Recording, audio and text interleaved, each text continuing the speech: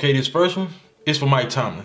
For the last 4 or 5 years, he's been scrutinized, potentially was on the hot seat a little while ago for all that stuff that he went through with Antonio Brown and Le'Veon Bell with the contracts and not getting the ball enough and wanting to be the number one, this or that. Frustrations on the sideline, so on and so forth, but he's put it back together. They are, for the first time in team history, on an 11-0 to start the season run. Second time in team history to have an 11-game win streak. So I would say AB and Le'Veon, what have y'all done since y'all left the Steelers? So y'all created all this chaos and this turmoil, but Mike Tomlin was still able to keep it together to a certain degree. Also, kudos for 2 weeks ago when they got that Baltimore win. He was very unhappy. He didn't satisfy with just, oh, it's a W. Now, as fans, we can settle for that. We should settle for that. Listen, if we're talking about the Super Bowl, nobody's complaining. So at the end of the day, this shot is for you. Get your team back under wraps, please. Now, it's been said that the Steelers have had just this easy schedule. It's also been said that they are the weakest, if not the worst, 11-0 team in NFL history. Let me ask you something. When the Toronto Raptors won the NBA championship over Golden State and everybody was injured, and it was said to them that they had the weakest, worst, or easiest path in the championship, as far as according to the roster was weakest and worst, and then their path, to win the championship because everybody on the opposite team was injured. At the end of the day, they're still champions. Let me ask you this. What if I told you that you were the poorest billionaire ever? You don't give a shit. You're a billionaire. That's not really an insult. To be the weakest or worst 11-0 team, guess what? You have to qualify for that. You have to be 11-0. Last one. What if I told you you got to the pearly gates? Boom, you're seeing, you go to heaven, and somebody in line tells you, oh, well, your path was so much more easier than mine to get here. Who cares? I'm standing in the same place that you are. We got to stop this notion that, oh, well, they had an easy path. They won those games. You can only play the opponent in front of you. Not to mention, they were the only 11-0 team. Everybody else had lost at least one game. Shout out to the Kansas City Chiefs.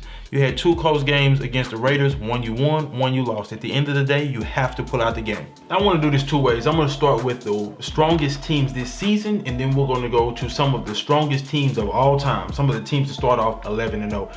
Strongest teams this season. How many teams, in the NFC, how many teams are actual Super Bowl contenders at this point? I'll give you 3. I don't think Seattle will make it, but I will put them as the 3rd Super Bowl contender. Green Bay is number 2, and New Orleans is number 1. Green Bay has beaten 1 team with a winning record. 1. Seattle has beaten 2 teams with a winning record. Mind you, they just lost to the Giants. Now, the Steelers did just lose to the Redskins. Okay, well, Seattle just lost to the Giants. What about New Orleans? They've beaten 1 team with a winning record. Kansas City has beaten 4 with a winning record. The Steelers have beaten 3.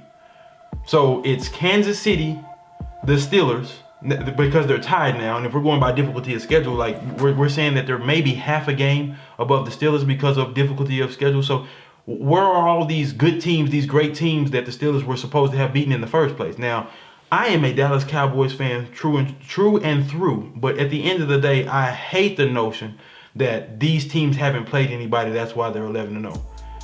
They played the same teams everybody else got to sit down in front of during the regular season. The difference is they pulled out close games, and y'all hate it. Y'all hate to see somebody week in and week out just squeak by. Well, I remember the 2007 Giants when they went to go play the Patriots.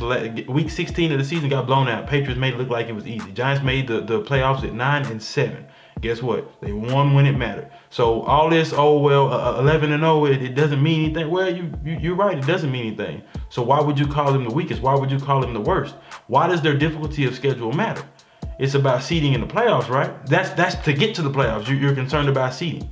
Then you have to go win every single game to call yourself a Super Bowl champion. All right, so let me give y'all a little bit of history since y'all are so concerned about how strong that they look or what's their Super Bowl chances. How many teams have gone to start a season 11-0? There's only 12.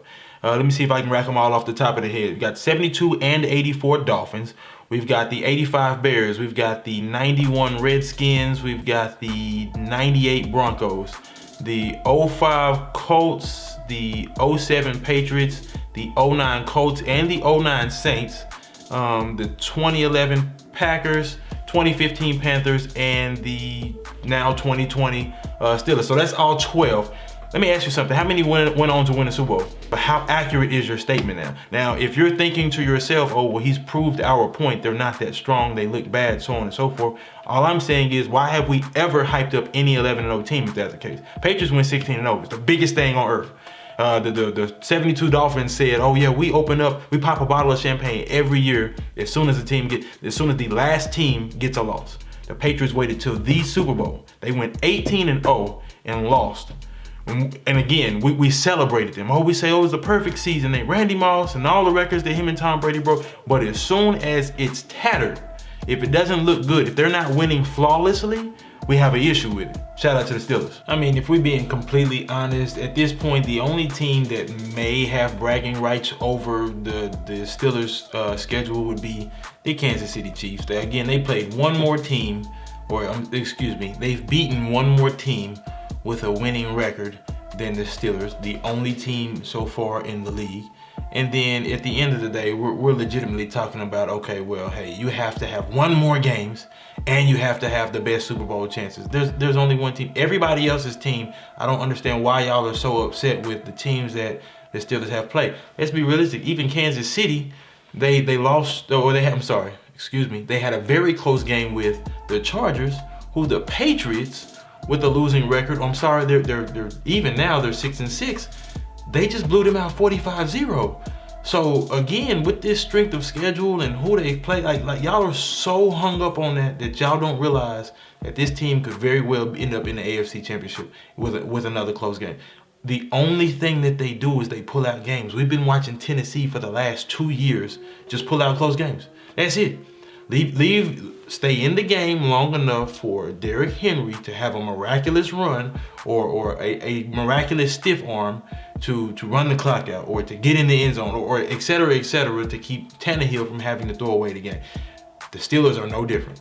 They are finding ways to win close games. Point blank period. That's it. There's nothing extravagant. The Steelers got more blowback than the Milwaukee Bucks of last season. During the regular season, they were the #1 seed in the NBA, and everybody was saying how awful that they actually looked. Well, listen, when they make it to the playoffs, if you don't have them going to the championship, say that. If you don't have them making that in the first round, you can say that. But don't bash the work that they did in the regular season. They did what they were supposed to do. You craft your games to what? Win. If it's ugly, let the coach go to the media and bash his team, bash his own coaching, say what they could have did better, what they should be doing better, the culture of the team. Let him say all of that. But you as a fan, how dare you? They were 11-0, and now you finally get something to talk about now that they've lost to the Redskins. Well, again, like I said, the Seahawks just lost to the Giants.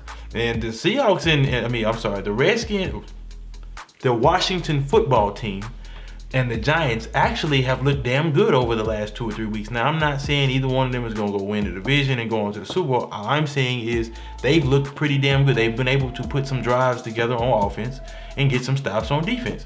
So you got to make it make sense for me. Like if we're legitimately talking about 12 teams, only 2 have won the Super Bowl, what does a strong 11-0 team look like?